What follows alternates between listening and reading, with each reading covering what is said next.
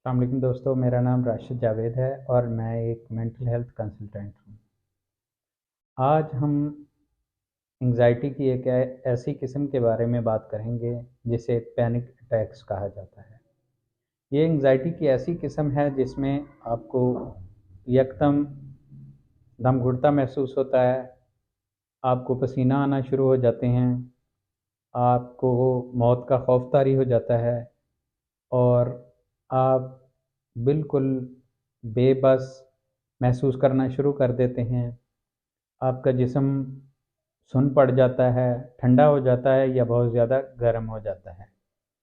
और ये 1 महीने में 4 से 6 दफ़ा भी हो सकता है। और इसमें मैं आपको बताऊँगा कि एंग्ज़ायटी कि ये जो सब टाइप है पैनिक अटैक्स जिसको कहते हैं, इसकी असल वजह क्या होती है और इसका इलाज किस तरह किया जा सकता है।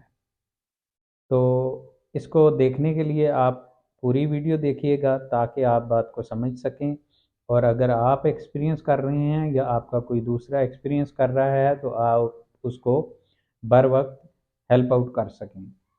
तो दोस्तों, पैनिक अटैक्स या कोई भी एंग्जाइटी जो होती है, इसके पीछे कोई ना कोई आपके बैड इवेंट्स होते हैं, आपके बैड एक्सपीरियंसेस होते हैं। जब भी आप किसी साइकोलॉजिकल इशू में या आप डिसऑर्डर में इन्वॉल्व होते हैं तो आपके पास्ट में कोई ना कोई ऐसा इवेंट या एक्सपीरियंस आपका हुआ होता है जो आपको आपके अनकॉन्शियस माइंड में पड़ा होता है और आपका अनकॉन्शियस माइंड आपको टोटली कंट्रोल कर रहा होता है। वो आपको ट्रिगर कर रहा होता है, बार बार आपको वो इवेंट, बैड इवेंट जो आपके साथ हुआ, एक्सपीरियंस आपके साथ हुआ, वो आपके अनकॉन्शियस माइंड में पड़ा होता है। और जब वो आपको ट्रिगर करता है तो ऐसी कैफियत आप में आती है। वो पैनिक अटैक्स की सूरत में भी हो सकती है, जनरलाइज एंग्जाइटी की सूरत में भी हो सकती है, फोबियाज की सूरत में भी हो सकती है। तो ये एंग्जाइटी की ही सब टाइप है।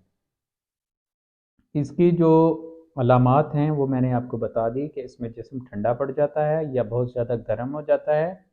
इसमें आप बहुत ज़्यादा खुद को बेबस महसूस करना शुरू कर देते हैं, बेचैनी होती है, आपका दम घुटना शुरू हो जाता है और आपको मौत का खौफ तक तारी हो जाता है। आपको ऐसा लगता है कि अब ये जो पैनिक अटैक आया है इससे मेरी मौत हो जाएगी। और ये महीने में 4 से 6 दफ़ा हो सकते हैं।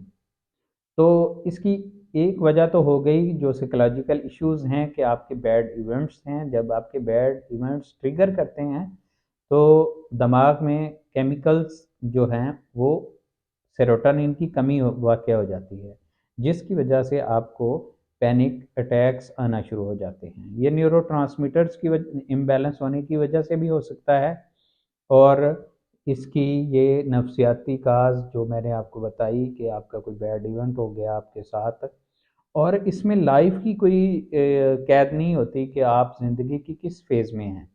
बाज़ दफ़ा आपके साथ कोई भी ऐसा इवेंट जो 6 या 7 साल की उम्र में कह लें हुआ हो, लेकिन आपकी उम्र 40 से 45 साल हो गई हो, तो अब तब भी आपको पैनिक अटैक्स आ सकते हैं। आपको इससे पहले कभी भी नहीं पैनिक अटैक्स आए, लेकिन इतनी उम्र गुजर जाने के बाद भी आपको पैनिक अटैक्स आ सकते हैं।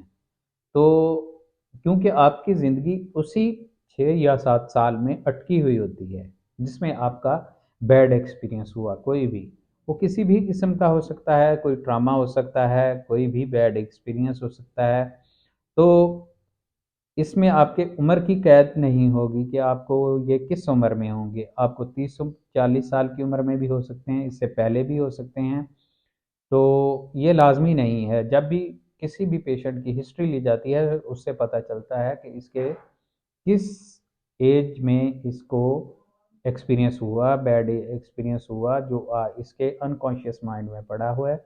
और इसका जो बेहतरीन इलाज है वो यही है कि आपको अपने पास्ट को जाने देना होता है, गुड बाय कहना होता है। जब तक आप अपने पास्ट को नहीं जाने देते, उसको अपने माइंड में रखते हैं, तो आप इस एंग्ज़ायटी की कैफ़ियत से छुटकारा नहीं पा सकते, बल्कि किसी भी साइकोलॉजिकल इश्यू में छुटकारा नहीं पा सकते। लेकिन इससे बाहर निकला कैसे जाए?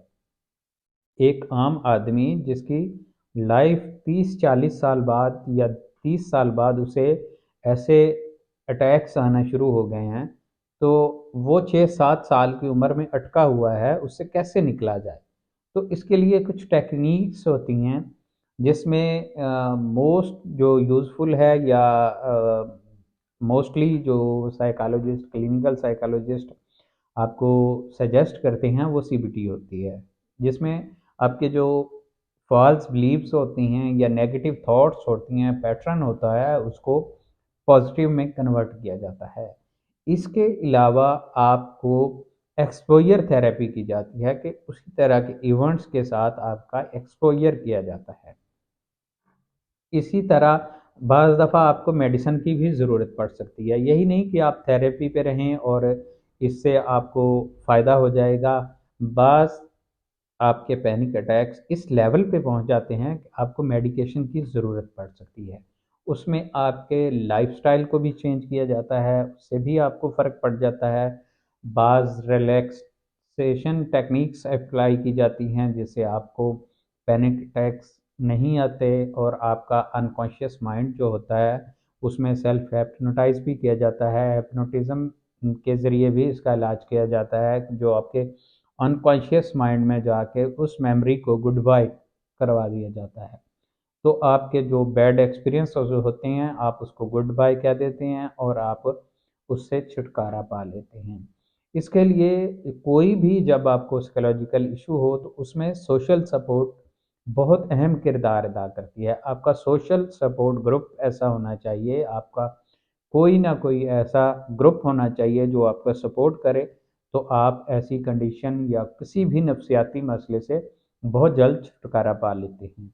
इसलिए अपने पास हमेशा अच्छे से दोस्त रखिए जो आपको सोशली सपोर्ट करें, आपको वक़्त दें और आपको इस तरह की जो अलामात हैं उनसे निजात दिलवाएँ और उनमें निजात दिलवाने में अहम किरदार अदा करें। और ऐसे दोस्तों से मैं कहूँगा कि अगर आप किसी में ऐसी अलामात देखते हैं, तो बाज़ दफ़ा वो अपने आप को इलाज के लिए नहीं पेश करते या इलाज के लिए नहीं जाते। तो आप कोशिश कीजिए कि आपके अगर किसी दोस्त को है, किसी फैमिली मेम्बर को है, तो अपने माहिर नफ्सियात को उसे ज़रूर चेक करवाएँ, ताकि उसको जल्द से जल्द एक खुशगवार और आसानदाह ज़िंदगी के फ़ेज़ में लाया जा सके।